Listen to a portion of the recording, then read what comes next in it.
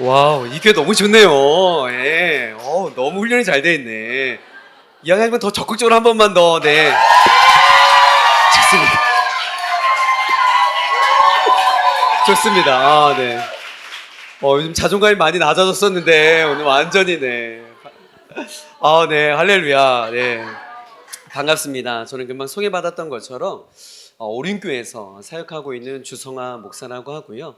오랫동안 청년 사역을 했었는데 그때 한참 정말 김현 목사님과 여러 가지 이 교회에 대해서 또 청년들에 대해서 공동체에 대해서 함께 고민하고 치열하게 사역했던 제가 너무나 존경하는 목사님 이 교회에 와서 우연이 없고 실수가 없으신 하나님이시잖아요. 그렇죠? 가장 좋은 타이밍 때 여러분을 만나게 하시고 또 이 교회에서 여러분들과 함께 말씀을 나누도록 인도하신 것 하나님의 놀라운 계획이신 줄 믿습니다. 여러분 바라기는 오늘 이 예배가 정말 존귀하신 예수 그리스도만 드높이는 그런 멋진 예배가 되기를 주의 이름으로 간절히 축복합니다. 제가 1년 중에 이 시즌을 가장 좋아합니다. 5월 말, 6월 초 이때가 가장 제가 좋아하는 계절인데 그러니까 막 뜨거운 여름이 본격적으로 시작되기 전에 뭐라 그럴까요? 이렇게 싱그러움, 이렇게 푸르름, 이 녹색에도 여러 가지 녹색이 있는데 가장 이쁜 녹색이 있는 시즌이 이때이거든요. 그래서 저는 이 시즌만 되어지면 하나님께서 선악하여 주신 이 생명력에 대해서 참 많은 것들을 묵상하게 됩니다. 하나님께서 천지창조하신 이 주변의 것들을 보면서 하나님의 생명력 또 하나님이 부어주신 일방적인 은혜 이러한 것들을 자연스럽게 묵상을 하게 되어져요. 그러니까 여러분들은 지금 이 장소가 매주 드리는 예배의 장소이고 또 늘 예배 드리는 공간이기 때문에 여러분들은 잘 느끼지 못하실 겁니다. 그런데 이렇게 외부 강사가 와서 이 교회에 대해서 이 공간에 대해서 느끼는 그 피드백이 가장 정확한 피드백이라고 저는 생각을 해요. 제가 이 교회에 딱 들어설 때 느껴지는 항상 저는 여기 빈 공간 아무도 없을 때만 왔었거든요. 근데 그때도 느꼈지만 오늘 확실히 느껴지는 건 뭐냐면 여기에 느껴지는 어떤 공기의 밀도가 있어요. 여기에 여러분들은 못 느끼시는 그런 어떤 그 공기의 밀도가 있습니다. 그리고 여러분 표정에서 느껴지는 그 이 환대 아까 그 어떤 쇠뇌된 건지 뭐 연습을 한 건지 이건 잘 모르겠지만 하여튼 하여튼 이 환대의 분위기 이런 것들이 있고 제가 오늘 좀 일찍 왔거든요. 근데 여러분 이렇게 한 사람 한 사람 또 우리 어린 아이들 이 표정 속에서 예배를 기대하고 또 예배를 어떤 이렇게 사모하는 그런 사모함의 온도 뭐 이런 것들이 느껴졌어요. 오늘 이 사랑하는 우리 교회 들어오면서 제가 이렇게 느꼈던 것들을 한 문장으로 표현하자면 정말 생명력이 있는 교회다. 그리고 싱그러움이 있는 교회다. 라는 그런 임프레션이 있었습니다. 마치 이렇게 6월에 이렇게 푸른 숲을 걷는 것처럼 여러분이 예배하는 이 공간 가운데 여기 너무 좋네요. 아니 너무 좋네. 김현 목사님 얼굴이 달라진 이유가 있었어. 그러니까 이곳에 너무 오버하니까 제가 무슨 말을 이곳에 살아 움직이는 하여튼 생명력이 느껴져서 너무너무 좋았습니다. 여러분 그 교회 분위기라고 하는 것은요 억지로 만들어진다고 되는 게 아니에요. 흉내낼 수 있는 게 아닙니다. 아마도 여기에 오랫동안 하나님의 그 생명력 있는 말씀이 선포되어짐에 그것들이 축적된 것들이 있었을 것이고 여러분들의 어떤 그 기도가 그 눈물의 기도가 쌓여 있어서 이러한 열매가 있지 않았나라는 생각이 듭니다. 오늘 저도 한 사람의 설교자가 아닌 예배자로서 오늘 예배가 너무나 기대가 되고 또 하나님께서 전하는 자나 듣는 자나 오늘 어떠한 말씀을 주실지 사모하는 마음으로 함께 좀 나아갔으면 좋겠습니다. 아멘. 여러분 제가 정말 이런 거 잘 안 하는데 오늘 너무 좋아요. 왜 주일 설교를 50분 하는지 알겠어요. 제가 왜 이렇게 오래 하는 거예요 설교를. 깜짝 놀랐어. 내가 제정신이냐고 지금 설교를 50분 하냐고. 근데 이유가 있어요. 여러분 보니까 막 이렇게 블레싱하고 싶어요. 정말 여러분 정말 막 이렇게 축복하고 싶고 막 이렇게 여러분 제 이름 석자가요 되게 블레싱의 의미가 담겨져 있어요. 제 이름이 혹시 뭔 줄 아세요? 주성하라는 사람입니다. 제 이름 석자가요 정말 놀라운 블레싱의 의미가 있는데 제가 이거 잘 안 하고 너무 창피해서 안 하는데 오늘 막 이렇게 하고 싶은 마음이 있는데 제 이름 석자에 삼행시가 있거든요. 제가 지금 되게 용기를 내고 있는 거니까 여러분들이 운을 띄워주시면 제가 빨리 하고 지나갈게요. 이미 말을 했으니까. 자, 주 예수 그리스도의 은혜와 성령님의 위로교통하심과 하나님의 사랑이 이곳에 있는 모든 예배자들에게 있을지어다. 아멘.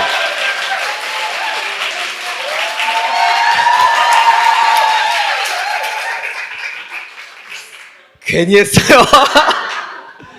여러분, 제 이름 석자가요, 삼위일체 하나님으로 해석되어지는 순간 여러분, 저는 전혀 다른 인생을 살아갑니다.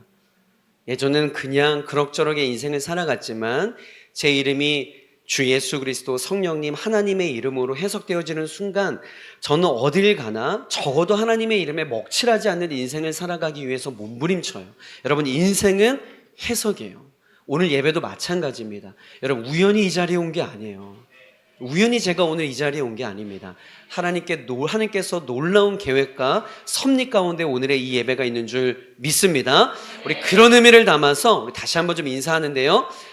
저 옆 사람 바라보면서 성령 충만하십시오. 한번 인사해 볼까요? 아멘. 여러분, 성령 충만하십시오. 네, 여러분 정말입니다. 성령 충만하셔야 됩니다. 여러분, 성령 충만이라고 하는 것은 막 손 떨고 뭐 이러는 게 아니고요. 성령 충만이라고 하는 것은 성령 하나님의 지배를 받아 그분의 통치와 인도하심을 받는 삶의 자세가 성령 충만이라고 하는 겁니다. 그렇기 때문에 성령 충만한 인생에는요, 분명한 방향성이 있게 마련이에요. 무엇을 붙들고 살아갈지가 분명해지기 때문에 그러합니다. 여러분, 주변에 보세요. 성령 충만한 사람의 특징이 무엇이냐면 결국에는 예수 그리스도를 붙잡는 인생을 살아가더라는 거예요. 이게 특징입니다. 그런데 우리의 본성을 보면 조금 다른 것 같아요. 우린 끊임없이 세상 속에서 예수님이 아니요, 예수님도 붙잡지만 예수님 그 외에 다른 것도 붙잡고 발버둥 치며 살아갑니다. 솔직히 한번 우리 보자고요. 사람을 붙잡아요. 인맥을 붙잡습니다. 돈을 붙잡아요. 내 명예와 사회적 지위를 놓치지 않으려고 몸부림치는 우리의 또 한 면의 모습을 보게 돼요. 여러분, 가만히 생각해 보세요. 우리는요, 하나님을 안 믿는 게 아니에요. 우리는 하나님 믿습니다. 여기에는 의심의 여지가 없어요. 그런데 중요한 것은 하나님만 믿고 신뢰하는 것이 아니라 마음 깊은 곳에 이런 두려움이 해결되지 않는 거죠. 제가 위에서 언급했던 돈, 사람, 명예, 사회적 지위, 그걸 붙잡아야만 살아남을 수 있을 것 같은 조급함이 우리 마음 가운데 여전히 꿈틀대고 있다라는 거예요. 그걸 붙잡아야 내가 커질 수 있고 또 그걸 놓치면 인생이 끝날 것 같은 그런 두려움이 우리 마음 가운데 여전히 있다라는 것이죠. 그래서일까요? 세상은요, 우리의 그런 연약한 포인트를 그냥 놓치지 않고 계속해서 끊임없이 우리의 영혼을 향해서 이렇게 외치는 거예요. 더 움켜쥐라고. 더 경쟁해서 쟁취하라고. 그리고 절대 너가 가지고 있는 것을 내려놓지 말라고 끊임없이 세상은 다양한 영역을 통해 우리에게 계속 그 생각을 주입하고 있습니다. 그런데 여러분, 놀랍게도 성경은 전혀 다른 이야기를 하고 있어요. 세상의 것을 붙잡고 더 움켜쥐는 사람을 통하여서 하나님의 나라가 확장되어지는 것이 아니라 자기의 것을 내려놓고 비워내는 사람들을 통하여서 하나님은 그 사람을 통하여 하나님의 나라를 확장하고 하나님은 새로운 방법으로 일하시겠다라고 분명하게 언급을 하고 있다라는 거예요. 오늘 저와 여러분들이 함께 읽었던 창세기와 요한복음의 말씀이 그것을 말하고 있습니다. 여러분, 겉으로 보기에는 이 두 말씀이 정면으로 부딪히고 있는 말씀, 정반대의 말씀처럼 보여져요. 자, 한 본문은 아브라함에게 주신 약속의 말씀입니다. 우리 다시 한번 읽어볼게요. 창세기 22장 17절인데요. 우리 다시 한번 읽어봅시다. 자, 함께 읽을게요. 시작.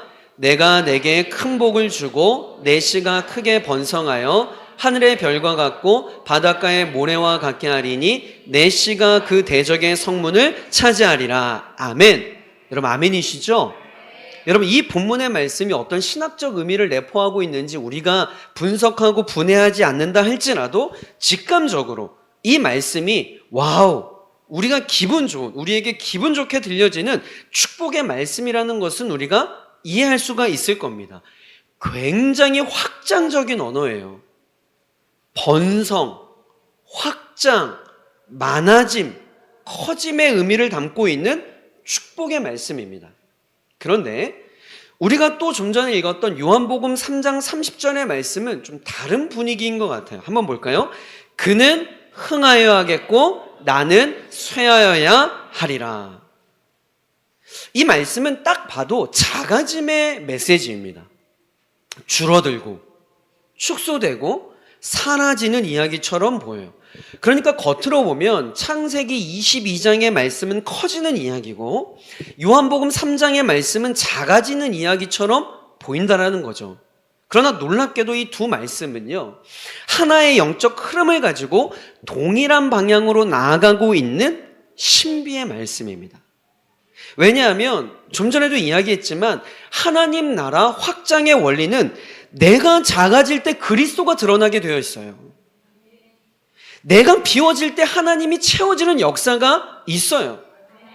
그리고 그리스도가 드러날 때마다 하나님의 나라는 확장되어지는 거예요. 여러분, 이 단순한 영적인 진리가 우리 인생의 목적과 방향, 더 나아가 주님의 몸된 교회가 나아가야 할 방향성인 줄 믿습니다. 내가 흥하는 삶이 아니라 내가 작아지고 예수님이 흥하는 삶. 우리의 이름이 드러나는 교회가 아니라 예수님의 이름이 높아지는 교회. 이러한 사랑하는 우리 교회와 귀한 성령 되시기를 주의 이름으로 축복합니다. 우리가 매력적인 교회를 만들려고 힘쓰는 것이 아니라 우리는요, 이미 충분히 매력적인 예수 그리스도에만 집중하면 여러분, 그 교회는 매력적인 교회가 될 수밖에 없는 거예요. 이와 관련하여서 저는 오늘 창세기 22장 17절과 요한복음 3장 30절의 말씀을 함께 살펴보면서 이 하나님 나라의 깊은 역설의 은혜를 여러분들과 좀 나누어 보려고 합니다. 첫 번째 사람은요, 아브라함이에요. 내려놓음과 맡김의 삶을 살았던 아브라함. 창세기 22장은 아브라함의 인생에 있어 가장 깊고도 처절한 시험의 장면입니다. 이전의 말씀을 보면 하나님께서 이렇게 말씀을 하세요. 여호와께서 이르시되 내 아들 내 사랑하는 독자 이삭을 데리고 모리아 땅으로 가서 내가 내게 알려준 한 산 거기서 그를 번제로 드리라. 여러분, 이 말씀은요, 어떤 단순한 순종 테스트가 아닙니다. 이것은 아브라함의 존재 전체를 뒤흔드는 사건이에요. 왜냐하면 여러분 아시잖아요. 아브라함에게 있어서, 적어도 아브라함에게 있어서 이삭은요, 단순한 아들이 아니에요. 이삭은 약속입니다. 이삭은 미래예요. 이삭은 아브라함 인생의 전부입니다. 100세에 얻은 아들이라니까요. 눈물로 간절히 기다렸던 응답이에요. 아브라함의 인생에서 가장 중요한 이삭을 바치라니요. 여러분, 저는 이 본문을 읽을 때마다 격한 감정이입이 됩니다. 저에게도 두 아들이 있어요. 아들이 어떤 존재인지, 아빠에게 그 아들이 어떤 존재인지 저는 그것을 알기 때문에 이 말씀이 말도 되지 않는, 정말 말도 되지 않는 메시지라는 것을 저는 느끼게 돼요. 성경에는 이 아브라함의 복잡 미묘한 감정이 다 기록되어져 있진 않지만 여러분, 순간적으로 아브라함이 속으로라도 하나님께 이렇게 반문하지 않았을까요? 하나님, 이건 아니죠. 다른 건 몰라도 이삭? 하나님, 이건 아니죠. 하나님이 주신 거잖아요. 하나님이 저에게 약속으로 주신 거잖아요. 저의 미래잖아요. 그런데 주었다가 이것을 다시 빼앗겠다고요? 하나님, 이건 아닙니다. 그만큼 아브라함에게 이삭은 단순한 소유의 의미를 넘어선 존재의 의미였어요. 그런데 하나님은 그때 말씀하세요. 바로 그것을 내려놓으라고. 그러하기 때문에 그것을 내려놓으라고. 사랑하는 성도 여러분, 하나님은 왜 아브라함에게 상식을 뛰어넘는, 어쩌면 비윤리적이에요. 너무나 잔인한 이야기입니다. 왜 이런 요구를 하셨을까요? 하나님에게 이삭이 필요했을까요? 하나님은 아브라함의 그 중심, 그 마음을 보고 계셨던 거예요. 아브라함아, 아브라함아, 너가 무엇을 붙잡고 있니? 아브라함아, 너가 움켜쥐고 있는 게 무엇이니? 이 질문을 던지고 있는 거예요. 아브라함이 하나님을 붙잡고 있는 것인지, 아니면 하나님이 아브라함에게 쥐어준 그 부산물들, 그 선물들, 그 축복의 내용들을 붙잡고 있는지 정확하게 영적인 라인업을 좀 한번 하자라고 하나님이 이 요구를 하고 있는 겁니다. 여러분, 한번 생각해 보세요. 아브라함이 이 하나님의 말씀에 순종하지 않았다면 어떤 결과가 있었을까요? 아들을 얻었을 거예요. 이삭이 아브라함 곁에 남아 있었을 겁니다. 그러나 분명한 것은 이삭은 얻었을지는 몰라도 열방의 아비는 되지 못했을 거예요. 왜냐하면 여러분 계속 이야기합니다. 하나님 나라의 확장은 내가 무언가를 붙잡음, 움켜짐, 여기 위에 세워지는 것이 아니기 때문에 그래요. 하나님의 일하심의 원리는 분명합니다. 하나님은요, 움켜진 사람을 통해서 일하시지 않아요. 하나님은 내려놓고 온전히 그것을 하나님께 맡길 줄 아는, 내 인생의 핸들을 하나님께 내어 맡기는 그 사람을 통하여서 하나님은 그 인생을 드라이브하기 시작하는 거예요. 아브라함은 위대한 순종을 결단합니다. 이삭을 데리고 모리아 산으로 올라가요. 제단 위에 이삭을 결박을 합니다. 시간상 이 사건의 디테일을 다 살펴볼 수는 없지만 여러분 중요한 것은 아브라함이 자신의 인생을, 자신의 미래를, 자신의 인생의 핸들을 하나님께 내어 맡기는 장면이에요. 자기의 꿈을, 자기의 인생을. 그런데 바로 그 순간 하나님께서 개입하세요. 그리고 이렇게 말씀을 하시는데 그게 22장 17절의 말씀이에요. 내가 내게 큰 복을 주고 내 씨가 크게 번성하여 뭐예요? 하늘의 별과 같고 바닷가의 모래와 같게 하리니. 여러분 이거 잘 아는 말씀이잖아요. 하나님께서 아브라함에게 주셨던 이 축복의 메시지. 근데 여러분 많은 사람들이 이 메시지에서 축복의 내용만 자기 것으로 테이크합니다. 여러분 중요한 것은 이 본문에서 중요한 것은요, 이 축복의 메시지가 내용이 아니에요. 여기서 중요한 건 무엇이냐면 순서입니다. 순서를 잘 보라는 거예요. 여러분 번성이 먼저가 아니었어요. 내려놓음이 먼저였습니다. 여러분 정확히 보세요. 확장이 먼저가 아니었어요. 맡김이 먼저였습니다. 축복이 먼저가 아니었어요. 순종이 먼저였어요. 이걸 보라는 거예요. 이걸. 원리를 보라는 겁니다. 이 순서에 담겨진 놀라운 영적인 신비를 보라라는 거예요. 여러분 저 역시 신학교 시절에 하나님께서 제일 먼저 저를 다루셨던 부분이 바로 이거였어요. 저는 원래 꿈이 뭐였냐면 호텔리어가 꿈이었습니다. 잘 어울리지 않아요? 저는요, 이 포마드 스타일 딱 하고 더블 수트 입고 반짝이는 구두를 신고, 예? 이 호텔 로비를 다니며 전 세계 인터내셔널 사람들과 만나 그들과 이야기하고, 예? 그런 것들이 저의 꿈이었어요. 저는 아주 구체적이었습니다. 저는 요 나이 때 뭘 했냐면 뉴욕 맨하튼에 있는 힐튼 호텔에 있었어야 됐어요. 저는 아주 구체적인 계획이 있었던 사람이었어요. 그런데 고3 때 제가 듣지 말아야 될 음성을 들었던 거예요.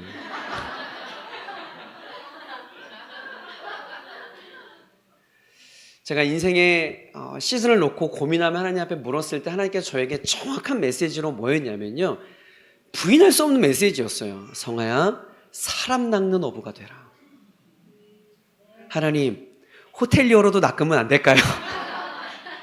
성아야, 사람 낚는 어부가 되라. 하여튼 그 부르심 앞에 저는 순종하여서 총신대학교 신학과에 입학하게 되었습니다. 그때까지 저는 주변의 사람들에게 늘 들었던 칭찬과 피드백이 무엇이냐면, 야, 너 참 말에 힘이 있다. 너 참 말을 잘하는구나. 너 참 조리 있게 이야기를 잘한다. 너의 스토리에는 설득력이 있다. 늘 줄곧 이런 이야기와 피드백을 들으면서 학창시절을 보냈어요. 그러다 보니 어느 순간 제 안에 교만이 자리 잡고 있었던 게 뭐냐면, 제가 겉으로는 믿음인 척 했지만 사실은 하나님보다 어떤 저의 언변, 어떤 그 말의 어떤 그 재능을 더 의지하고 있었던 것 같아요. 지금 생각해보면 너무나도 어이없고 너무나도 창피한 생각인데, 나는 말을 잘하니까 설교를 잘할 수 있을 거야 라는 생각을 했어요. 설교가 뭔지도 모르고 그냥 말을 잘하면 되는 거라고 생각했던 그 철부지 신학생 시절에, 나도 베드로처럼 설교를 하면 한 번에 수천 명이 회개를 하고, 나도 스펄전처럼 이야기를 하면 많은 사람들이 막 떼굴떼굴 구르는 이 시대의 최고의 설교자가 될 거야. 오빠 아무도 아멘 안 하잖아. 나도 그래. 이런 어처구니 없는 자만감에 빠져 있었어요. 그런데 신학교 1학년 겨울방학 때 가족들과 이 겨울바다 여행을 다녀오다가 뭐 다 이야기할 수는 없지만 하여튼 제가 운전하고 있는 차에 저희 부모님과 저희 강아지도 타고 있었는데요. 이 차량이 전복되어서 큰 차 사고가 났어요. 그래서 영화에처럼 이게 차가 거꾸로 되어져 있어가지고 멋지게 창 문을 열고 저희 아버지 꺼내고 어머니 꺼내고 강아지도 꺼내고 무슨 정신에 지갑도 꺼내고 뭐 다 꺼내가지고 너무 외진 곳이어서 119 차가 오기도 힘든 상황에 그 뒤에 오는 차를 타고 가고 있었습니다. 그래서 제가 어머니에게 어머니 괜찮으세요라고 제가 묻고 어머니 피가 뭐 온몸에 있죠. 묻는데 이 말이 안 나오는 거예요. 어머니 괜찮으세요라고 분명히 말하는데 의사 전달이 안 돼요. 왜 그런가 봤더니 저 어머니가 저의 모습을 보고 그 자리에서 기절하셨는데, 제가 그때 전하세예수 12집 찬양을 들으면서 운전을 하고 있다가 충격에 제가 제 혀를 깨물어서 혀가 반이 3분의 2가 잘려서 대롱대롱 매달려져 있었던 거예요. 그럼 많은 사람들이 이야기하죠. 혀 깨물고 죽는다. 그럼 집에 가서 해보세요. 죽어요. 이게 이 작은 혀에 피가 얼마나 많이 있는지, 이 피가 목구멍으로 꿀꺽꿀꺽 넘어가면서 기도가 막혀서 죽어요. 그래서 혀 깨물고 죽는다는 말이 팩트예요. 제가 3분의 2가 잘려서 대롱대롱 간신히 붙들려 있는 그 혀를 수건으로 옷가지로 이렇게 잡아져 있지만 뭐 차량의 온 시트가 피로, 하여튼 그렇게 응급수술을 받고 그 차디찬, 아직도 그게 생각이 납니다. 차디찬 중환자실에 멍한 상태로 제가 앉아있는데 저를 바라보면 인턴과 같은 어떤 젊은 의사 두 분이 하는 말이 몽롱하게 들려와요. 뭐라고 이야기하냐면, 참 딱하다. 참 젊은 청년인데 앞으로 말을 못할 텐데 어떡하냐. 너무 안쓰럽다. 아이고, 말을 하더라도 이게 의사 전달이 안 될 텐데 참 너무 딱하다. 이런 얘기가 제 귓가에 들려옵니다. 신학생 1학년. 호텔리어를 꿈꾸고 있던 그 신학생이 사람 낚는 어부가 되라라는 주님의 말씀에 순종하여 얻은 결론이 스펄전을 꿈꾸고 베드로를 꿈꿨던 최고의 설교자가 되기를 원했던 그 신학생 1학년이 들었던 말이 앞으로 말을 못할 텐데 어떤 마음이 들었을까요? 신학생이고 뭐고 없더라고요. 하나님 살아계십니까? 하나님 살아계세요? 살아계시다면 어떻게 저한테 이러실 수가 있어요? 하나님 제가 언제 목사 된다고 했어요? 하나님이 부르셔서 왔으면 책임을 져야지. 이건 아닙니다. 이건 아니에요. 그렇게 눈물로 하나님 앞에 원망을 하고 쏟아붓고 있는데요, 그때 정확하게 하나님께서 저에게 이렇게 말씀을 하셨어요. 성아야, 다 했니? 그러는 거예요. 다 했니? 아니요. 2박 3일도 더 퍼부을 수 있습니다. 하나님께서 저에게 하신 말이, 성아야, 너가 붙들고 있는 것이 무엇이니? 너가 붙들고 있는 것이 나니? 아니면 내가 너에게 거줍지 않게 주었던 너의 언변, 그거 하나 붙잡고 있니? 나니? 너의 혀니? 제가 그때 그 중환자실에서 말도 하지 못하고 혀도 붙지 않은 그 중환자실에서 얼마나 울었는지 몰라요. 억울해서 온 게 아니에요. 정확한 감정은 뭐였냐면 너무 수치스러웠어요. 하나님 앞에 너무 수치스러웠어요. 내가 주님을 위해 한평생을 바치겠다라고, 목사가 되겠다라고 신학생이 되었는데 내가 예수님을 믿지 않고 있었어요. 하나님을 믿었던 게 아니었어요. 저는 그때 제 인생 가운데 가장 치열한 예배를, 가장 깊이 있는 예배를 드렸어요. 그리고 그때 제가 무엇이라고 고백했냐면, 하나님, 제 혀가 없어도 괜찮을 것 같습니다. 제가 말을 못해도 괜찮을 것 같습니다. 그런 나라도 주님 필요하시다면 그저 마음껏 저를 써주세요. 하여튼 그런 시간들이 지나서, 하여튼 지금 뭐 말 잘하고 있잖아요. 그렇죠? 하여튼 놀라운 하나님의 은혜로 회복이 되었는데, 여러분 진짜 회복된 것은 저의 혀가 아니었어요. 진짜 회복된 것은 설교가 혀로 하는 게 아니구나. 하나님이 공급하시는 힘과 지혜가 아니면 제가 할 수 없는 게 설교구나. 그래서 저는 그 이후부터요, 회중이 1명 있는 설교의 자리든 10,000명이 있는 설교의 자리든 두렵고 떨린 마음으로 오늘도 동일하게 기도했습니다. 하나님, 오늘도 하나님께서 저에게 은혜 부어주시지 않으면 한 사람도 변화시킬 수 없는 아무것도 아닌 자오니 저의 말에 힘과 권세와 성령의 기름을 부어 주시옵소서. 가장 큰 변화가 이거였어요. 사랑하는 성도 여러분, 아브라함도 마찬가지였습니다. 하나님께서 저의 혀를 원하셨던 게 아니었잖아요. 저의 마음과 중심, 그것을 원하셨던 것처럼 이삭을 원하셨던 것이 아니라 아브라함의 중심을 원하셨던 거예요. 오늘도 하나님께서 동일하게 물으십니다. 아브라함에게 물었던 그 하나님, 그 차디찬 중환자실에게 저에게 물었던 하나님께서 여러분들에게 동일하게 묻고 있는 거예요. 사랑하는 아들아, 사랑하는 딸아, 너가 붙잡고 있는 게 무엇이니? 너가 움켜쥐고 있는 것이 무엇이니? 여러분, 속으로 한번 답해보세요. 여러분, 무엇을 붙잡고 있어요? 사람이에요? 물질입니까? 성공이에요? 주식의 그래프입니까? 여러분의 자녀예요? 아니 여러분의 자존심? 아니면 여러분의 은사? 여러분의 계획? 여러분 무엇을 붙들고 계세요? 우리가 그 무언가라도 붙잡아야 안전할 것 같지만 여러분 사실 그러한 것들을 붙잡을수록 더 불안해져요. 왜요? 잃을까 두렵기 때문에. 그러나 반대로 하나님께 맡기기 시작하면 비로소 여러분 세상이 줄 수 없는 자유가 찾아와요. 사랑하는 성도 여러분, 기억하세요. 아브라함은 이삭을 내려놓았을 때 아들을 잃지 않았어요. 오히려 하나님을 더 깊이 경험하게 되었어요. 그리고 하나님은 아브라함의 인생을 통해 열방을 향한 더 큰 일을 시작하셨습니다. 여러분 실제로 보세요. 이 확장은 아브라함 개인이 잘 되는 정도의 축복이 아니었습니다. 22장 17절에 보세요. 내 씨가 크게 번성하여 하늘의 별과 같고 바닷가의 모래와 같게 하리니. 여기까지만 보면 그저 아브라함의 자손이 많아지는 것이구나. 여러분 이렇게 오해할 수 있습니다. 그런데 바로 이어지는 18절 보세요. 함께 읽습니다. 시작. 또 내 씨로 말미암아 누가요? 천하 만민이.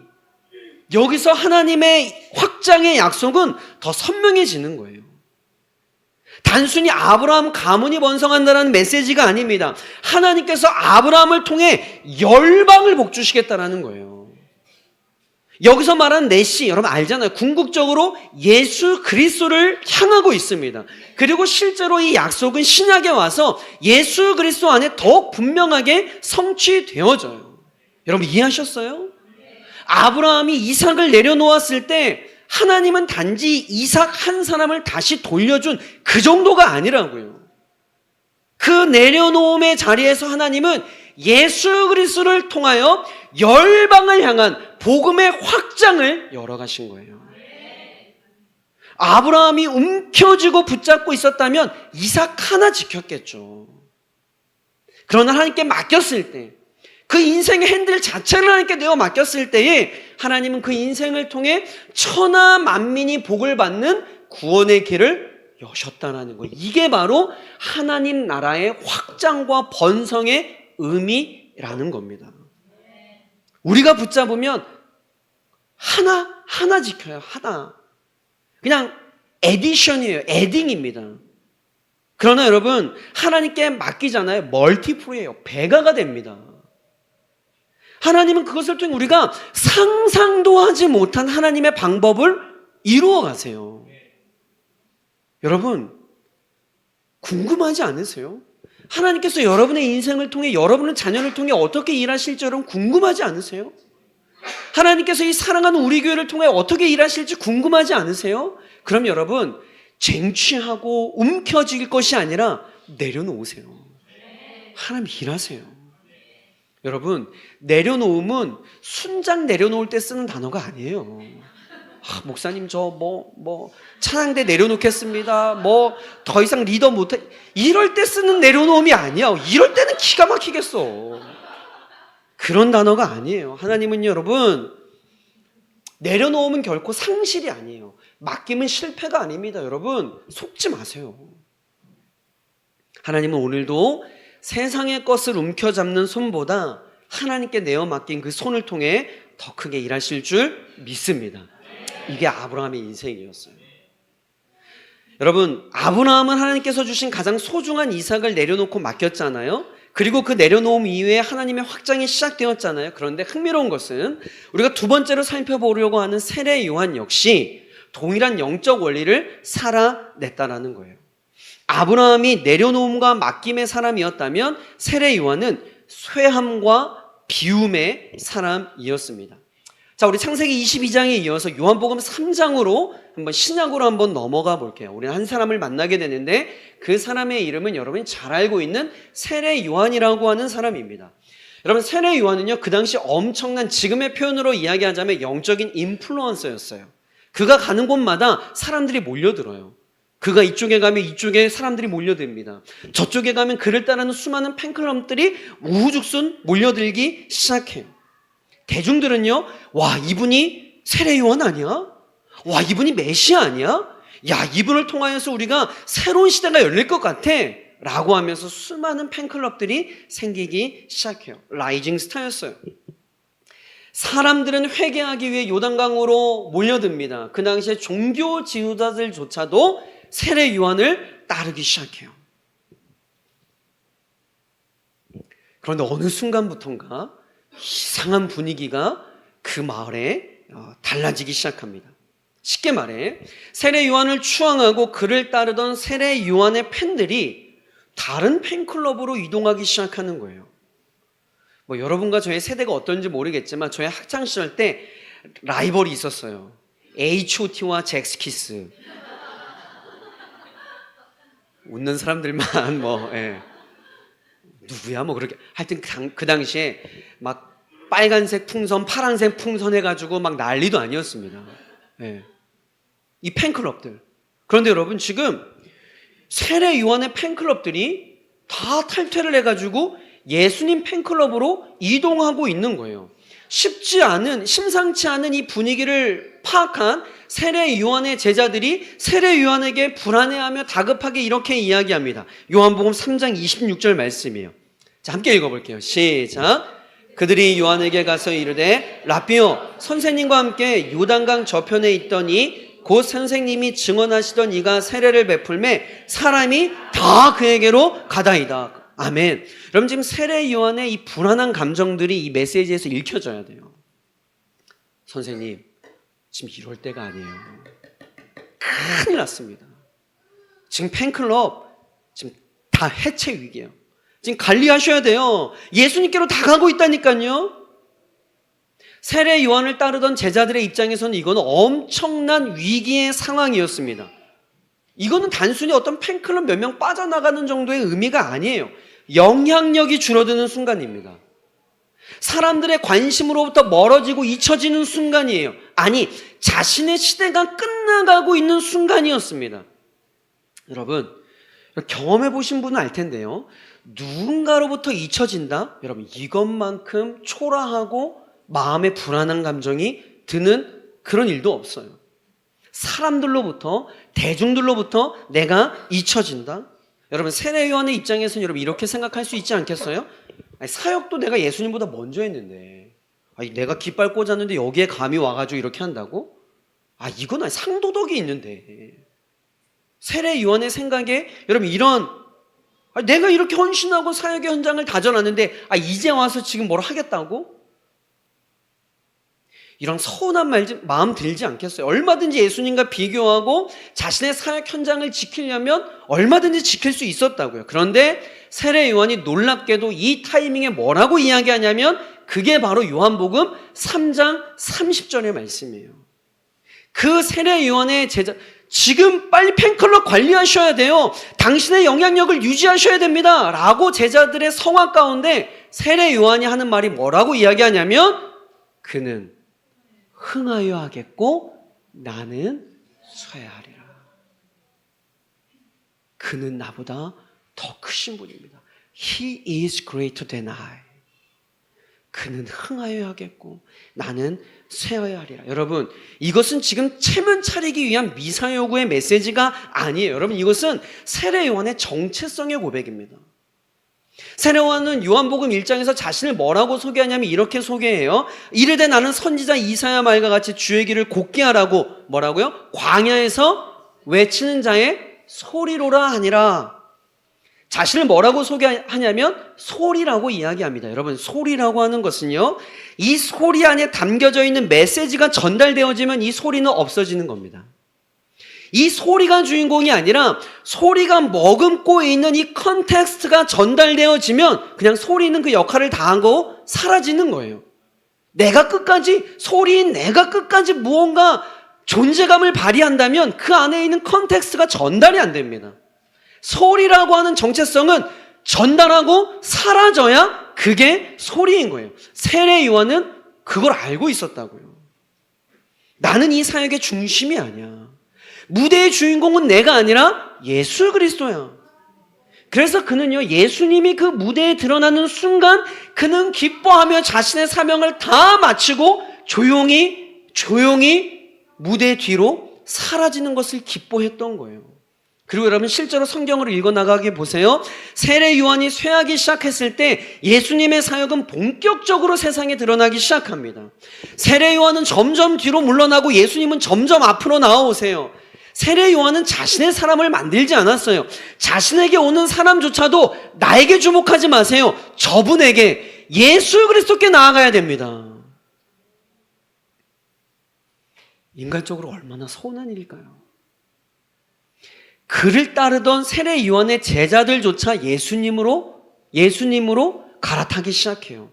자신의 영향력이 점점 줄어들고 철저하게 잊혀집니다. 세상의 관점으로 이걸 뭐라고 이야기하냐면요, 폭망이라고 이야기해요. 완전 망한 거예요. 완전 실패한 겁니다. 패배자예요. 패배자. 루저. 그러나 성경은요, 세례 요한을 실패자라고 단 한 번도 언급한 적이 없습니다. 왜냐하면 세례 요한은 애초부터 사람들을 자신에게 모으는 것이 아니라 자신에게 오는 사람을 예수 그리스도께로 향하도록 하는 자이기 때문에 그러해요. 실제적으로 예수님의 사역이 폭발적으로 이제 시작이 되어져요. 가나 혼인잔치에서 물이 포도주로 변합니다. 병든 자들이 치유되어져요. 눈먼 자가 눈을 뜹니다. 죽은 자가 살아나요. 하나님의 나라의 복음이 전파되기 시작합니다. 여러분, 이게 무슨 의미예요? 세례 요한이 비워진 자리에 예수님이 채워지기 시작했다라는 거죠. 세례 요한이 사라지기 시작했을 때 예수님이 역사의 무대에 등장하셨다라는 겁니다. 다시 말해 세례 요한의 고백처럼 세례 요한이 쇠하여졌을 때 예수 그리스도가 흥해지기 시작했다라는 거예요. 이게 하나님 나라의 신비예요. 이게 하나님 나라의 역설의 은혜입니다. 지난 여름 가족들과 함께 진짜 무리를 해서 휴가를 하와이로 갔다 왔어요. 네가 가라 하와이. 여러분, 장난 안 가봤으면 말을 말아요. 장난 아닙니다. 진짜 천국이에요. 천국. 예? 북극 하와이 말고 예, 비행기 타고 9시간 가면 있는 하와이. 와, 그냥 너무 좋더라고요. 파도, 하늘, 우리가 한국에서 본 하늘은 하늘이 아니야.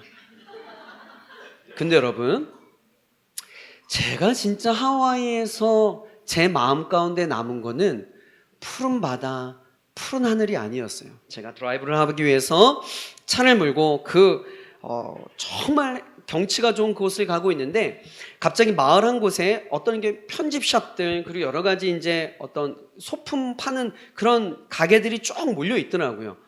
되게 그런 것들이 흥미가 있어 쫙 보는데 여러분 이렇게 브랜드를 보면 어떻게 읽어야 될지를 알아야 되잖아요. 구찌, 프라다, 이게 읽을 줄 알아야 되잖아요. 근데 이 간판은 어떻게 읽어야 될지를 모르겠는 거예요. 한번 좀 보여주시겠어요? 이겁니다. 너무 민망한 사진인데.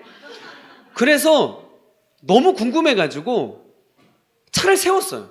그래서 이 매장에 들어가가지고, 도대체 이거, 어떻게 읽어야 되는 거야? 그래서 이게 어떻게 읽어야 되냐? 이 뜻이 뭐냐라고 이야기했더니 그 매장 직원이 이렇게 하하하 웃는 거예요. 그러면서 오늘도 내가 성공했구나 이러면서 이 로고는 바로 너와 같은 사람을 만든 거야.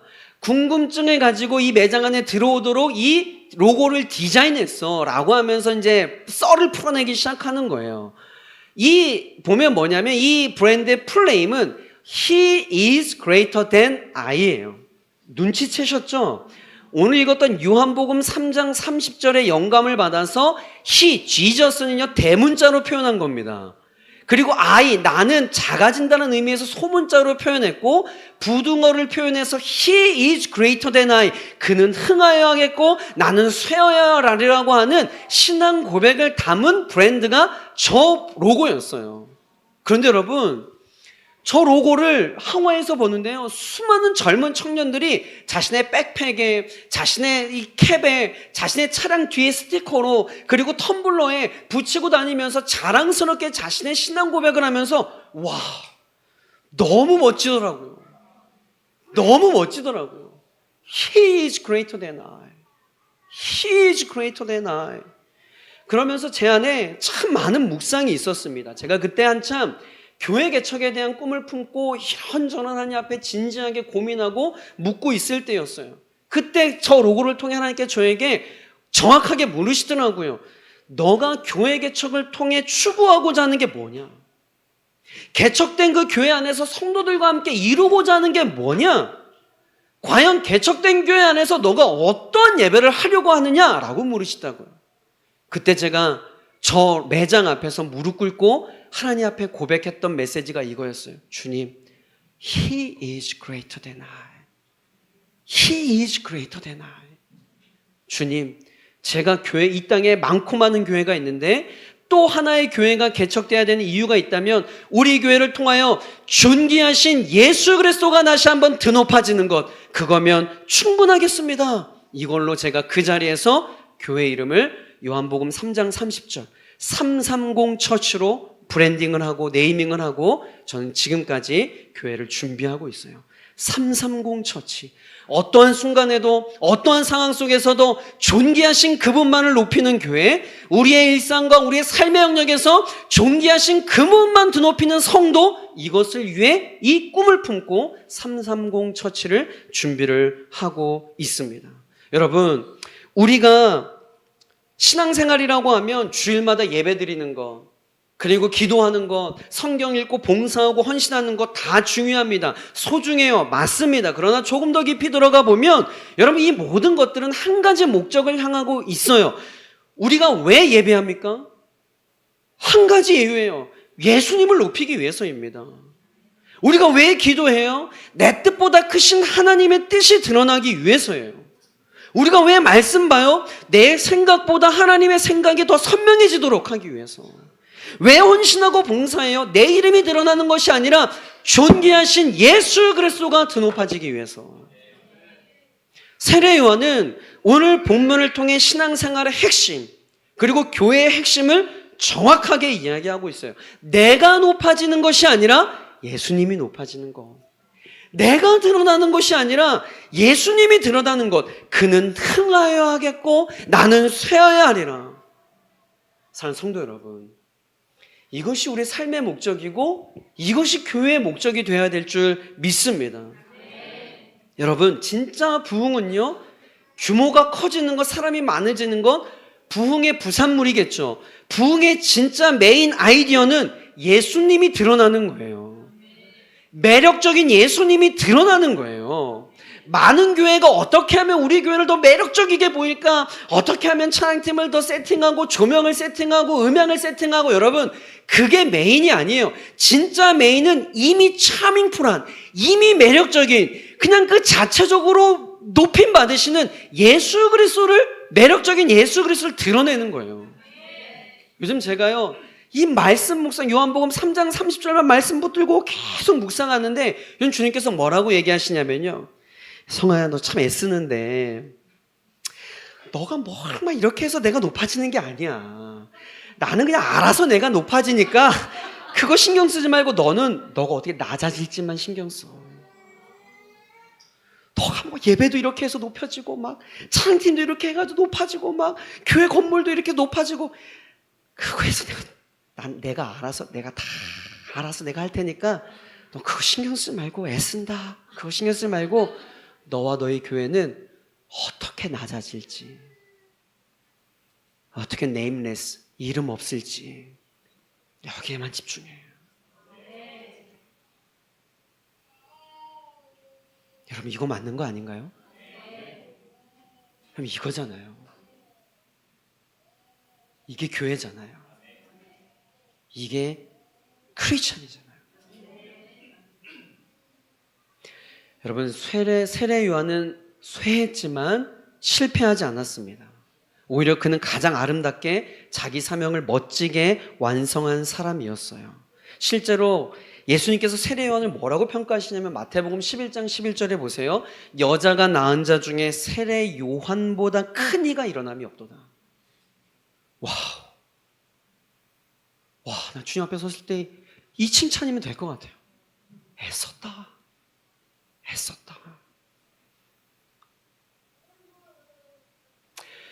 여러분 우리 주님 곧 오십니다. 진짜예요. 우리 주님 곧 오세요. 여러분의 남은 시간을, 여러분의 남은 재정을, 여러분의 남은 젊음과 열정을 무엇을 위해 사용하시겠어요? 여러분 저는 바라기는 이 사랑하는 우리 교회 역시 주님 오시는 그날까지 존귀하신 예수 그리스도만 높이는 교회가 되기를 주의 이름으로 간절히 축복합니다. 말씀을 정리할게요. 여러분 오늘은 두 인물인 아브라함과 세례 요한을 비교하면서 살펴보았어요. 여러분 아브라함은 내려놓았습니다. 세례 요한은 쇠하여졌어요. 아브라함은 이삭을 맡겼고 세례 요한은 자신의 자리를 비웠습니다. 겉으로 보면 둘 다 소중한 것 다 잃은 것처럼 보여요. 아들을 잃은 것처럼, 영향력을 잃은 것처럼 보입니다. 그러나 그건 세상의 평가일 뿐이에요. 하나님 나라의 관점에서 이건 상실이 아니라 축복으로 나아가는 시작이었습니다. 하나님 나라는 내가 움켜질 때 확장되는 나라가 아니에요. 오히려 하나님 나라는 내가 내려놓을 때 확장됩니다. 신비의 영역이죠. 하나님 나라는 내가 드러날 때 세워지는 나라가 아니에요. 오히려 하나님 나라는 내가 감추어지고 예수님이 드러날 때 여러분 세워져요. 신비의 영역이죠. 우리 인생도 마찬가지입니다. 오늘 말씀을 통해 우리가 진지하게 우리가 좀 점검해야 할 것이 있어요. 내가 하나님보다 더 붙들고 있는 것이 여러분 무엇인지. 여러분 자녀 붙들고 계세요? 물질, 재정, 건강, 안정된 삶, 인정, 명예, 성공, 자리, 계획, 자존심, 심지어 신앙생활하고 있는 교회 안에서도 은사와 경험, 사역의 열매, 직분, 여러분 이런 거 붙들고 계세요? 여러분 아무것도 아니에요. 내려놓으세요. 아멘. 우리가 붙들고 있는 거 하나님께 맡길 때 그때 하나님이 여러분의 인생을, 이 교회를 드라이브하기 시작할 거예요. 생각지도 못한 그 놀라운 신비의 길로 우리의 삶을 드라이브하기 시작할 거예요. 오늘 말씀을 가슴에 새기며 함께 기도할 제목은 이겁니다. 주님, 내가 붙들고 있는 것 내려놓게 하여 주시옵소서. 내가 움켜쥐고 있는 것 주님께 맡기게 하여 주시옵소서. 그래서 내가 드러나는 삶이 아니라 예수님이 드러나는 삶, 우리 교회의 이름이 더 높아지는 것이 아니라 예수님의 이름만이 높아지게 하여 주시옵소서. 여러분 내려놓으면 상실이 아니에요. 맡기면 실패가 아닙니다. 쇠함은 패배가 아니에요. 비움은 사라짐이 아닙니다. 오히려 그것을 통해서 하나님이 일하기 시작하실 거예요. 그는 흥하여 하겠고 나는 서야 하리라. 이것이 여러분의 인생 가운데 여러분 가슴에 새겨지는 말씀이 되기를 주의 이름으로 간절히 축복합니다. 아멘. 들은 말씀 가슴에 새기면 함께 찬양했으면 좋겠는데요.